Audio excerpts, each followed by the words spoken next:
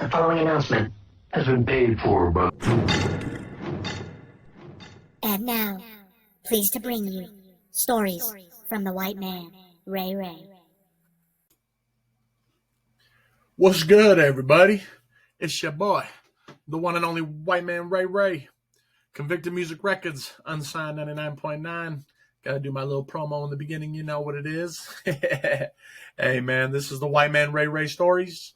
Hope y'all enjoyed the one from last week. For this story, I think on this one, we're going to talk about my trespassing at the Green River Recreation Center. This story, man. So first and foremost, the backstory of the Green River Rec Center. That was like my second place to go, man. I mean, like, growing up, the Green River Rec Center was like the place to meet up, basketball, swimming, miniature golf in the summer, ice skating in the winter. They had the batting cages. They had racquetball. I mean, they had everything there, man. So, I mean, like, that was like fun land for us kids growing up in Green River, Wyoming.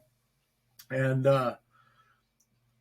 throughout my years of at the rec center, I was like half good, half mischief. You know, like, we used to do a lot of massive pranks. Like, there was even one where there was a bet. So this will be a two-story thing because this is actually a funny one.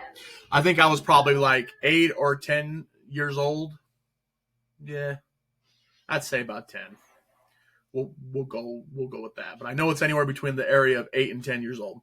And at the rec center, me and my friends used to goof around and stuff like that. And there were these two teenager girls on the side of the deep end. And I can't remember who I went to the rec center with this day, but I do remember that somebody was with me. And the two teen girls were hoodlum teenagers, you know, smokers, drinkers, you know. And we were young at the time, me and my friend. Man, I wish I could remember who came with me on that one. But these two girls over there going, we'll bet you $5 that you ain't going to jump off the diving board naked. I told them, make it 10 and we got a deal. Sure as shit. They said, okay, deal. No questions asked.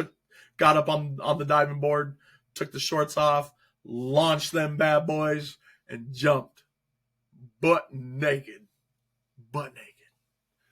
Got my money, though, and I got to hang out with those two girls.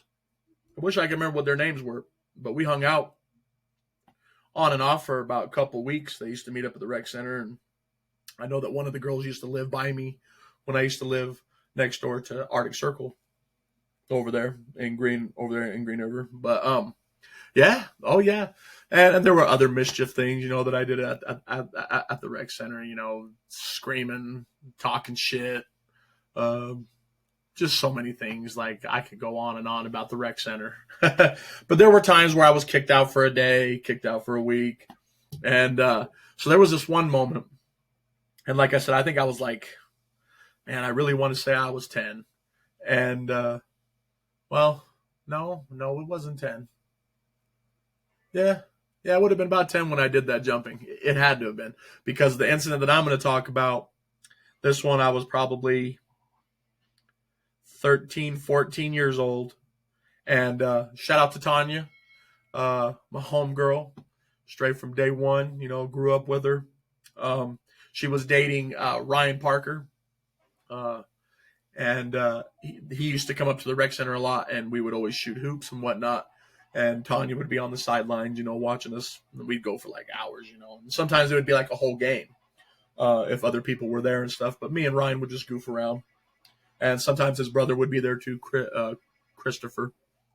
And but this one specific day, I got kicked out on the Friday night skate night, and I can't remember what it was for, but I was kicked out until further notice, until the supervisor or whatever would give me a limit on how long I was kicked out. Me not listening to him, though, I went the next day, and my mom checked me in. This is what's crazy, is my mom checked me in, and she pointed me right out. She says, I'm paying for my son Raymond and his friends to come into the rec center. The person that was working there was like, oh, that's fine and stuff. It's like they didn't even read the who was kicked out, who wasn't kicked out list or whatever, because they were all good with it. Both staff, there were 2 staff there, and they were like, good to go. And I kept to my P's and Q's, didn't get in trouble or nothing like that. We went downstairs and played some basketball, and I think I was there for probably about a good hour. And all of a sudden, I get called up to the front. So I go upstairs, and they're telling me, we're sorry to say, sir, but you were on the kicked out list, and you're going to need to leave. And I'm like, what the heck? I'm just minding my own business, but rules are rules. So I was fine with leaving, but I wanted my money back. It was just one of those moments, dude, that just, like, Raymond, man, I'm going to hold my ground, dude. I'm like, no. Even though it was like, I think it was like $2.50. It was like $2.53 to get in, so I could easily have just taken my loss and been like, whatever, but now, fuck that, man. I want my money back. And if not, I want at least half. I want something to get, like a snack or something, out of the vending machine. They weren't having it. They were not going to give me my money. So I held I held my own, man. I said, no. I said, I want my money, and I ain't leaving until I get my money. So they go into the back room with the supervisor, and apparently they go and call the po-pos. Okay, well, they finally got me to at least outside the door. They told me cops were coming and stuff like that. I'm like, cool. I'm going to tell them my side of the story, and hopefully they'll listen to me and be all good with it. I'm not leaving until I get my money. So I go outside. Ryan and Tanya are there. And they're sitting on the bench, and Ryan's smoking a cigarette. And me being me, I'm heated and whatever. I'm like venting and stuff like that. Take a couple puffs, and here comes the po-po. He come rolling around. And so anyway, the po-po comes, and Ryan's like, oh, shit going down. And I'm like, and I was already explaining to them while we were sitting there having a cigarette about why I was being kicked out. And all I wanted was my money, and Ryan's like, hell yeah, man, I want to get my money back too, fucking. I'm like, yeah, Ryan, see what I'm saying? Like, shit.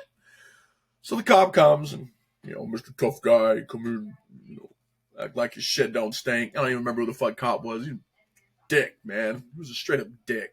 And this is the reason why he'll be a dick. I'll tell you in the story. So he pulls up, he comes out, and he says, are you the one that's having a situation here at the rec center? And I said, well, you might want to go in and have a chat with them first, and then we'll go from there. And he's like, well, I'm on my way there now, so you just wait right here, and I'll be back. Started out great. I'm like, okay, thank you, officer. Let them do their thing, whatever. So him and the supervisor are walking out of the rec center, and they're talking about the situation and stuff like that. So he gets her side of the story, okay? He gets her side of the story, and he says, okay, well, now I'm going to hear his side of the story. And I said, well, I was already kicked out of the rec center, and then right after that, I shit you not, I don't know if the dude was just having a fucking fucked up day or whatnot, but I swear to God, I barely even got not even a half a paragraph into my story, and he's telling me, you need to leave, and so I'm going to remove you from the premises. Cuffs me up. And, I'm livid, man. I'm not pissing the guy off and stuff like that. I'm like, all I wanted was my $2.50 back. Sit. $2.50, and this would have been resolved. My mother even came in here and checked me in, and everything was all gravy. Just want my money. And he wasn't having it. He thought I was just the most mischievous guy in the whole world, man. He thought I was just evil, evil man. And I'm like, what the fuck? You've got to be shitting me, And Ryan's like, fight the power, what the fuck, man? So I get booked in down there to the cop station, and we're sitting there at the, where you sit in the chair, and law enforcement there trying to tell you about, you keep going down this path, you're going to be a troublemaker. We got a place for troublemakers, and him and his buddies, whatever. My mom comes and gets me. She was at work at Penny's Diner, and it was late at night, not too late, but like the night shift. And she comes and gets me, and she goes, "What's going on and stuff?" We go, "Well, your son was originally kicked out of the rec center, and he wouldn't leave the premises because he wanted his money back." Of course, mom's like, "You lunkhead, we should have just took the 250 loss and called it good." But she stood up for me. She's like, "I paid for him." That's how it was. But they literally wanted to give me trespassing ticket. They wanted to throw the freaking book at me, man, over this crap. And I kept to myself. I wasn't a serious troublemaker at the rec center, but with the rec center rules and stuff like that, if you break one of them rules, and at this time period, man, people were always breaking the rules and stuff like that. And so I was just in the mix of, oop, you get busted, boom, you're out of here. It really came to the point where there wasn't even no warnings. It was like, oh, out of here. I was like, all right. But shout out to the rec center though, man. I ain't gonna hate too much, man, because a lot of my fun times and memorable moments was at that rec center. From just cool basketball moments. I was involved in the junior jazz, senior jazz there. I was the coach as well as the player. But man, that was one of them times, man, where I got kicked out and I was like, man, that's messed up, man. That's messed up, dude. How would you, man, $2.50. I think about it now. Should have just walked away, but being a kid, man, especially $2.50. $2.50 back in the day, man. Go down to Mini Mart, get yourself some, nachos and a soda, man. I wanted to get my money's worth, especially at that time period where you weren't working, because you weren't of age yet. Money was money, man. So I'm like, I want my $2.50 back. You can't have it. And I'm like, what do you mean I can't have it? I've only been here for an hour. Half the time I was upstairs. I only went down to play basketball for about 30, 40 minutes. Next thing you know, Mr. Raymond Wightman, come to the front. I go up to the front. Next thing you know, fucking, there you gotta go. Man, seriously though, that's cold, man. That was a cold moment. But I was definitely remembered. Tanya and Ryan. Ryan's no longer here. R.I.P. But Tanya's still around. She'll remember it. But man, talk about a shiesty moment in rec center history, man. But that jumping off the diving board naked, man, that was epic, man. There were so many funny moments at the rec center, man. I remember when they used to always do the whistles, because someone dropped a deuce, someone took a crap, and you'd be getting on top of the diving board and you look down below and there's a log hanging out down there, and yelling at the lifeguard, yo, there's a Duke, and shut the whole thing down, man, so. And I remember they used to have the basketball hoop within the swimming pool, man. We'd have games and stuff like that, man. We'd be dunking on it and hitting the rim real hard and getting the whistle blown. Can't be doing that, It was just so many fun times at the rec center. There was even another funny time where my dad finally was like, you know what? I'm going to spend some time with my son and we're going to go to the rec center. And we went to the rec center and everything was all good, except his swimming shorts were see-through. Oh, that was epic, man. He gets into the pool and stuff like that. And then he steps out and he realizes that it's see-through. He's over there covering himself, as he's trying to get to the locker room. And he's like, just call me. I'm just going to stay home. You can call me when you want to get picked up. Oh, that was funny. But, man, what other funny moments in the rec center? I remember the skate nights were always epic. For anybody who remembers the skate nights over there, those were a blast. So many memorable moments at the rec center. There was even a time in the rec center, man, where I got jumped. Yeah, it was my only time I ever got jumped. I wasn't much of a fighter. I had my tit for tats every once in a while, but this specific one, we were young. It was around that time period where it was 11 or 12 and stuff like that. And my friends, I think JT was there, Nick was there, Jordan, Brenton. I think we were all there and we were all playing basketball and whatnot. And it was prior to the skate thing. And I remember there were these hoodlum teenagers, which we all, ended up becoming. But at that time period, they were over at the other side of the wall where it was the smoking spot. And it was wintertime. And I can't remember who was the friend, but they packed a nice good ice ball, snowball type thing, man, where it was hard. And they launched it over the wall. And when they launched it over the wall, they were starting to run towards the door, and I was going out the door to come and meet up with them. And they're like, we got to go, we got to go. And I'm like, why, what's going on? And, and people are in the echo, we just threw a snowball. We don't know if there's anybody over there. So I'm turned around facing the door like I'm going back in there with them. And all of a sudden, I get a tap on the shoulder, and I turn around and just, bam, knocked me right in the head. And he had one of those spiked Green River Wolves rings, and it was spiked. Clocked me right in the side of my head. Instantly went down on the ground, and like my first reaction is, what the fuck just happened? I'm slowly starting to get up, but while I'm getting up, I got these two teenager cowboys, and they're fucking wailing on me, homie. Like they're fucking kicking my ass with their steel-toe boots. I'm getting punched.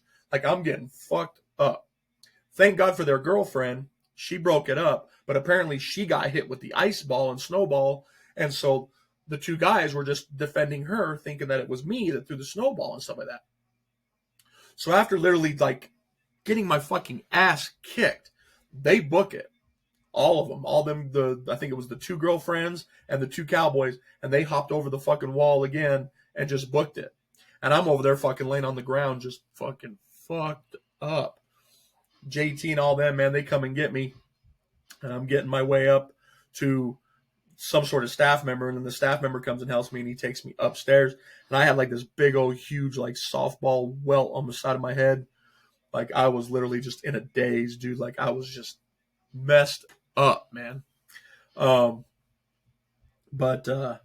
I remember getting my ass kicked, but I remember we went to the hospital, and they were wanting me to take this nasty ass drink to see through the images and stuff to see if I had any internal bleeding or anything like that. And I told Dad, I was like, fuck this, man. We got to get out of here. So I just left the hospital. Me and my dad just checked out, man. We called it good. I pissed blood for like a day, maybe a day and a half. I was in some crutches for like a week, and then that was it. I didn't press no charges, though. Nah. The rec center ended up doing it because it was on their property and stuff like that. So I think the kids got in trouble for that. But as for me, myself, no, I didn't press no charges, man. I mean, shit happens, dude. I mean, it just sucks that I was at the wrong place, wrong time. But on a side note, later on in life, before times of, my mischief days of being a teenager and slanging and doing all that shit like that, I ended up catching up with one of those cowboy guys. And one of my buddies said that he needed a bag of weed. And I gave him oregano. Yeah. So, karma's a bitch, dude. And what was messed up, dude, is the dude called back and said it was so good he wanted more. So, I got my revenge, man, in a humor way, man. I gave this some fake-ass fucking food ingredient weed, man, and he thought it was the bomb.